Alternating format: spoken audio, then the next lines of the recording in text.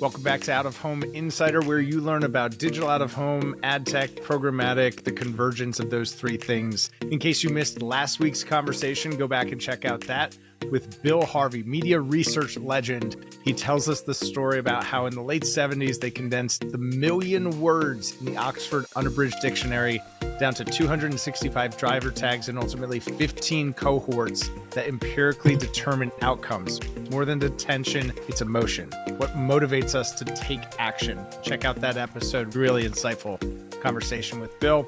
Looking forward to next week, we'll be meeting with Eric Tilbury. He's the Senior Director of Ad Ops, manages a team of programmatic lever pullers at Inuvo. We'll be chatting with Eric about his ideas of where digital out of home is going, how it fits into the overall media mix, programmatic trends. That's going to be a great episode with Eric. And a reminder that there are just now 3 weeks left until the Placer AI Discover event in New York City at Chelsea Pier. Go to theoohinsider.com. You're going to see across the top of the page a big banner.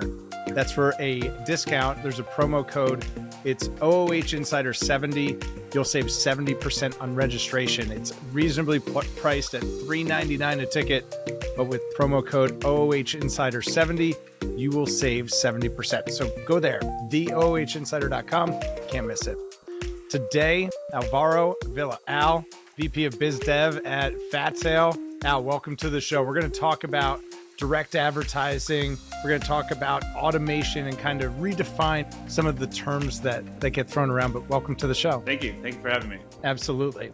Let's start at the beginning. What is the big idea behind the problem that FatTail solves for? Our North Star is that we want premium content to win. All of our clients are premium advertisers. They're at the upper right-hand quadrant. And the reality is that they provide the product that is the most valuable, that is the content. And so the way that you get premium content to win is you enable them to make money. So what we do is we streamline that entire process for them. The entire advertising process, we have software that helps solve for that helps increase yield, helps increase revenue. Easy enough, straightforward. Thank you for that. GSTV, WebMD, Financial Times, some of those premium publishers that FatTail works with. How do you, I guess, from a maybe personal perspective, maybe from a FatTail perspective, how do you define what premium is? Premium advertisers are brand safe and highly sought after inventory. You know, whether that be in the digital sphere, whether that be at an event, whether that be in digital out of home. It is things that buyers want to buy with an inherent like comfort and brand safety. It's good. That's good. Yeah, that makes sense, right? Things that people want to buy, not just things I could sell them, but the things that they want to buy, the places that brands want to show up. And we think about it oftentimes as large format screens in our living rooms, but for in the real world, we think about it as context, as moments. How do you start to think about the role of automation in today's very direct kind of ad sales landscape? How do you think about that? We see automation as super important. One of the things that we've found interesting, as I mentioned before, our publishers sit at the upper right-hand quadrant. They are kind of the most premium of the premium. And we did a study internally in terms of where their revenue was coming from. And what we found was, even though they're selling about 80% direct in terms of inventory and 20% programmatic, 95% of the revenue that they're seeing come in is still coming in from direct advertising. And so what that tells us is interesting, right? That they're making the most money from direct, but that is also still the most friction-filled process. And so solving that is what's going to bring the biggest value to these publishers, because again, there's a lot of, that goes on in a direct advertising model that is still has a ton of friction. And so our goal is to solve that and to make direct advertising as easy as it is today with programmatic, because that's one of the big advantages of programmatic, right? That it's much easier to execute than direct advertising today. Can we define what programmatic is, particularly for the digital out of home audience? The industry kind of uses programmatic as this blanket word to encompass a lot of different meanings. Can you define what programmatic is to the digital ad sales ecosystem? Yeah, I think it's an automation of one or multiple parts of the execution path for the ad to run. In terms of our publishers, we at FatTail facilitate the more premium side of programmatic. So programmatic guaranteed, which is very much like a direct sale, except for the operations and kind of the billing are automated on the back end. Same thing for preferred deals. Private auctions, again, similar thing where you still have like a sales element to all of these things, but the execution and the operations are handled by systems in an automated way. And so I think that automation and programmatic kind of really should belong together. And that's the thing. What we seek to do is to blur the lines in what today is considered the direct advertising by automating it to such a degree that it is not, there won't be a meaningful difference between it and what we consider programmatic today. It almost seems we had recently released a kind of a research episode around the programmatic trends in digital out of home. And there was a really important footnote in one of the charts that we shared, which was the amount of money trafficked via automation. And that was the specific call out for what is programmatic. It would seem like automation really is the job to be done. Automation is really the thing that we want to do to be more efficient, to deliver more of our working media as automated as possible. Why do you think that bifurcation exists? Why is that so conflicted? I think it's just history. People have, hard time letting go of labels. But I agree with you that automation is 100% the job to be done. And I also think it's important, though, that we automate in a way that still enables human creativity. The reason I think that 95% revenue number exists is indirect sales. You not only have the relationship of the AE, but you also have a creativity in terms of the product that can be offered that is just too hard to put into a systemic programmatic environment where you're trying to generalize things so that you can buy at scale is what most of these platforms are doing. Whereas if I'm, doing a takeover or having some totally custom sale for, whether it be digital or out of home or whatever, that's something that an AE and his team can come up with, pitch to the client. And now you have this like super premium white glove offering that's going to have a better return for the buyer, but it's just too hard to do, in the current programmatic, environment as it exists today. And so the more that we can push automation, the more that we get all of the ease of programmatic, which is a good thing. And it is the way that people, are going and want to go. But now we're also able to introduce the creativity that exists in direct sales today so that you have a best of both worlds scenario. You have, you're able to sell advertising at higher CPMs because one of the downsides as a programmatic, especially the open auction, is that in a lot of cases, unless you're that 1 or 2% that can do it super effectively, it tends to be a race to the bottom in terms of your CPMs. Yeah. It cannibalizes your own inventory because it commoditizes it. And so the more that we can automate and keep what is premium, the more that publishers will flourish, and at the same time kind of reducing that friction that today exists, so prominently in direct sales. And it's that race to the bottom that creates that remnant kind of branding around some of the inventory, which is in direct conflict to being seen as a premium. So when you're thinking, go ahead. I was going to say, well, not only that, but you also have like from the buyer's perspective, that race to the bottom can be problematic for them as well, because especially in today's landscape where you have the privacy, the cookies are going away, like again, maybe less of an issue for out of home, but there's that's a windfall for us on brand.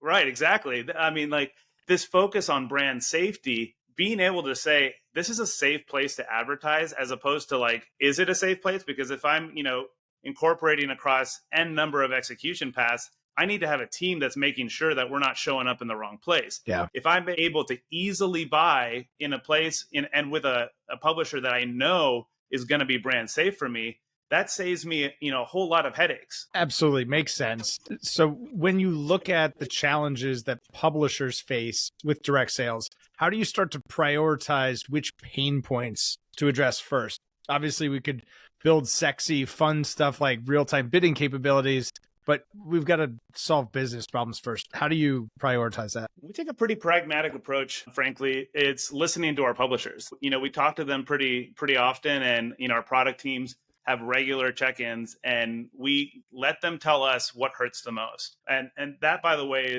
is the genesis of how we built two of our most recent products, one of which is called AdBook Portal. And what the portal is an evolving product that does a lot of things, but originally what it meant to solve for was creative chasing and approval, et cetera. That's too painful. It's all in emails. Help us automate that. It is a gigantic friction point for us for direct sales. With programmatic, again, it takes care of some of that. And so this was a big friction point. Also, payment processing has too much friction as well. help us with that.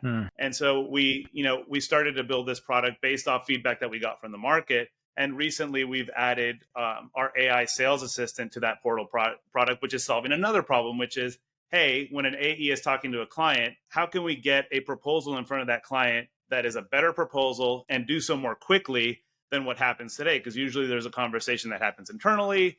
The AE talks to usually somebody like a sales planner. They put together a plan. There's a back and forth, and it takes sometimes days to get to the client.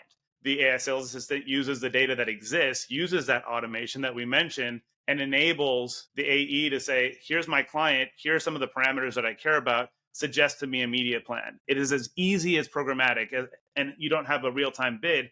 You have a guaranteed deal, which again, as a buyer, all things being equal, if you can guarantee the amount of inventory that you're buying in a brand safe place, in a premium place, you would prefer that than hoping for the best, on an auction. Something that you said in there kind of just made me realize that programmatic, it almost seems like programmatic emerges as a way to transact, to avoid the friction of direct sales. Yes. But ultimately, now that we've done it for a decade, we realize it's not the most efficient. It's not the most effective. We do need to have those direct relationships. We like the automation that programmatic has given us. So how do we have our cake and eat it too? So solving these problems is really, it's not just skating to the puck. It's what's happening right now today.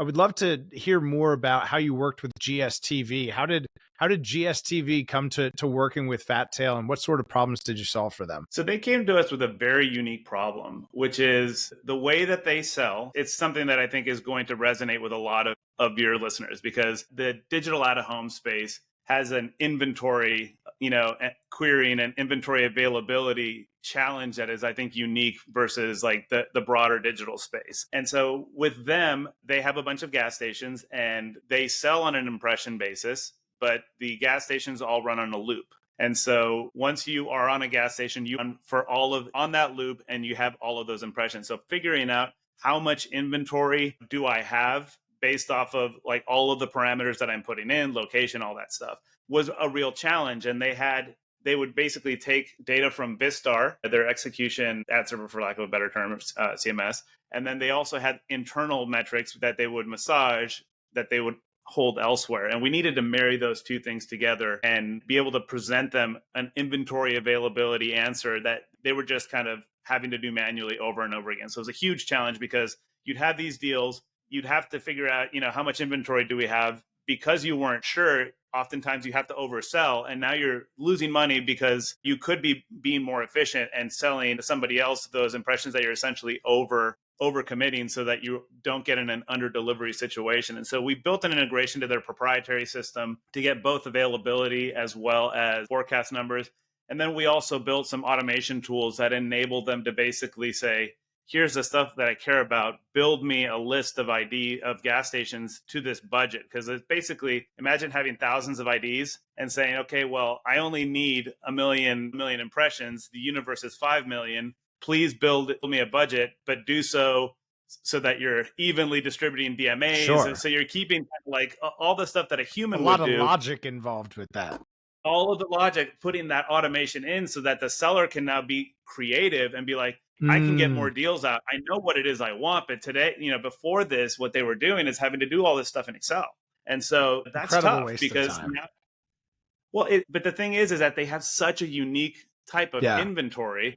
That waste of time was what made them special. The fact that I can do things and say, I want to be, X radius around a Circle K, for example. That is the stuff that really makes, exactly. And by the way, I think that's what makes digital out of home super powerful, because you have locality in addition to the inventory itself. Like if I want to buy a coffee and I'm near a Starbucks, seeing an ad for Starbucks is going to be more effective than I look at it right here on my computer screen as we're talking. Absolutely. And that seems like the opportunity for it's the Logic's case, right? There's so much CPG spending on CTV. How can digital out of home capture a fragment of that? Well, it comes by creating brand safe environments that brands want to be on.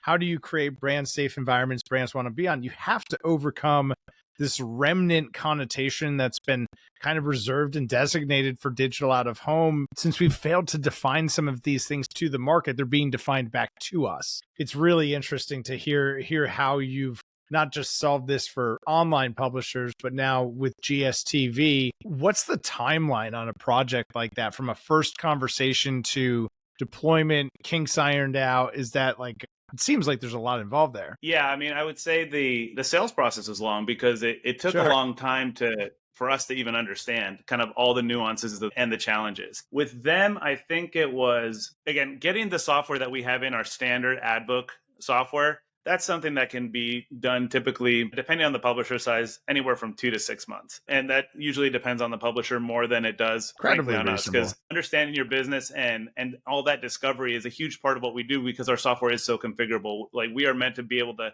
handle a lot of edge cases, because frankly, what we find is the more workarounds you have, the more money you're losing. Like, those edge cases are what brings the friction. So in a system like ours, and with publishers, there's always these edge cases of like, well, we sell this 80% of the time this way, but this one advertiser wants to buy in a very unique way. Being able to handle that as a standard part of the workflow and a standard part of the process, as opposed to like, let's take this offline and we'll handle this separately. The more let's take this offline and workarounds that you put into place, the less streamlined you are. And that's just going to introduce friction and, potential errors. And so being able to handle those complex scenarios is a big part of what we do. That's a great red flag. Let's take this offline. I think that's something everyone listening to this episode is nodding their head saying, yeah, I've definitely been in more of those conversations than I care to recount. What other red flags are there that this could be a good solve? Yeah. So the other thing that I will say with them is integrations. With digital out of home, I think you're going to need, there is a lot of non-standard stuff out there. So you're going to need to have a partner that is willing to integrate to external systems that might not be the norm. In the digital space, it's a little different. You have like your primary ad servers that kind of everyone knows and integrates to. In the digital out of home space, because it is so unique, trying to find the integrations and the efficiencies there is going to be super important to getting the most value. What do you think those integrations should be? Is there a priority list, not necessarily companies, but considerations perhaps? I would say integration to anything that your execution path. So something, let's say in the case of GSTV, we're building an integration to Vistar, so that you can send the data to the screen so that they serve in the way that you want them to serve. As I mentioned before with GSTV, also integration to inventory. How are you managing inventory? Where does that live? Yeah. Is there anything special about it? Like, is it just a pure impression play, or are you selling it are you selling sponsorships? We have a lot of inventory capabilities within the system natively, but like oftentimes the source of truth exists elsewhere. So being able to know and understand what that is and how are we tracking that? Also, like, how are you selling against that? Again, is it just impressions? Are you selling it based on a metric that kind of falls outside the norm, that is unique to you as a digital out-of-home publisher that someone else may not have? Like, that's one of the superpowers that out-of-home has, is that they're going to have metrics that fall outside of the norm for, let's say, a regular digital publisher. And so being able to embrace that and to be able to track that, I think, is going to be super important. I also wanted to go back a little bit to something you said about the kind of the norms of the advertising space being forced on digital out of home and what we can do around it. I think they need to embrace the creativity that is inherent to the direct sales process, because they have ways of packaging up their inventory and ways of selling that you will not be able to compete if you are your standard digital publisher, because you don't have that locality. And so you need to embrace the creativity, because it is such a unique set of inventory that you should get more money for it, as opposed to just kind of going along to get along and having a commoditization of your inventory that frankly is much more valuable than what commoditized product will allow you to get. Based on what you see, the conversations that you have, the obviously the great publishers that you work with, do you think digital out of home publishers should be, and I realize this question is relative to scale and some other criteria, but should they be making their case to brands? Is it to agencies, to out-of-home specialists? Is it to DSPs? It seems like as an industry, there isn't necessarily always clear direction on who should we be selling to. Do you have a take on that? I mean, I'll just say this, that our biggest, most successful publishers still get the lion's share of their revenue directly. And so I would say making the case to agencies is probably the best way to go, but in an easy way. The thing about the DSP is again, you're dealing with, some commoditization there. Not to say you shouldn't do it. Like, again, all of our publishers have a direct sales strategy and a programmatic strategy, and there's a place for both. We frankly just see it as an execution path. But it's hard to beat a direct relationship with the people who have the money. And if you can tell a compelling story as to why your inventory is so much more valuable and like show metrics of success that they can't get in another place, you're going to be a lot more effective than just having your inventory as one of many inside of a DSP, in my opinion. Al, we're going to come back. We're going to talk about the relationship and some of the conflict of direct sales versus programmatic transactions, programmatic trading. But first, before we break for a little bit of news in that piece of the conversation, give folks the Latin long. Where do they learn more about FatTail? Where do they connect with you? Yeah, fattail.com, our website. You can reach out to just go there. All the about us stuff is there, and would love to hear from you guys. Great. We will make sure to link to all that. We'll link to your personal LinkedIn. I'm sure folks would like to connect with you. We'll make sure that that's all in the show notes below, and we'll be right back with a little bit of news. Today's news coming out of eMarketer. It was a piece titled Guide to Programmatic Advertising Channels, Ad Sales, Service Models, and Players, which feels particularly relevant to today's conversation. Did you know that from 2013 to 2024, programmatic ad spend exploded on mobile and expanded obviously into CTV? Over the same time period, U.S. programmatic digital display ad spend increased from just under $5 billion to $157 billion. Crazy. So what is programmatic? We talked about it earlier, but a refresher: programmatic refers to any ad that is transacted or fulfilled via automation, which means technology takes on the decision-making in the ad serving process. And what isn't programmatic advertising? Any direct sold inventory with fixed pricing and a predetermined limited campaign window. It's not programmatic. Al, obviously FatTail is solving for these really hard to solve problems. But how do you think about the relationship between the account executive, the brands, the buyers? It's starting to seem like there's a conflict. I'm hearing it more from digital out-of-home account executives that, hey, my brands, my agencies, they're buying me programmatically, but I'm not getting paid for it. What do you think about that? So this, I think, speaks a lot to what we were talking about earlier, where the goal ought to be, let's enable human creativity. And it's one of those things that I think publishers, do so at their own peril, is ignoring the relationships that account executives have with the brands and with the agencies. At the end of the day, sales is a relationship thing. We ought not to care about the execution path. And whether that means we change the comp structure for salespeople, that could be a path.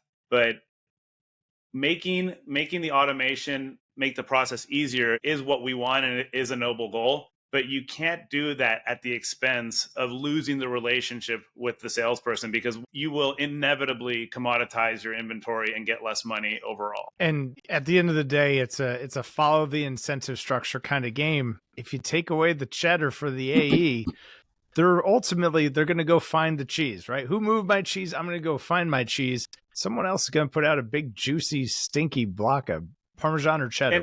Again, the relationships, they'll take those relationships with them. At the end of the day, a publisher should care about the easy execution of the deal, but having people bring you deals and bring relationships and bring in that revenue will never stop being valuable, especially as we alluded to before with the creativity aspect. Because if you now automate, let's say direct sales like we were talking about before, now you allow these AEs to be creative, like, here, let me put together a package for you that no one's going to be able to put together, and 100%. we can execute on it easily, right? As opposed to, let me go into a DSP, put my audiences. Again, that's still valuable, but you're not going to get that white glove, treatment. And especially in the digital out-of-home space, where you do have limited inventory compared to the walled gardens like a Google, Facebook that can just throw tens of millions of impressions at somebody for nothing. You have to go on experience and quality and white glove. Like, the reason a brand wants to be here is because you are going to have a better result with us.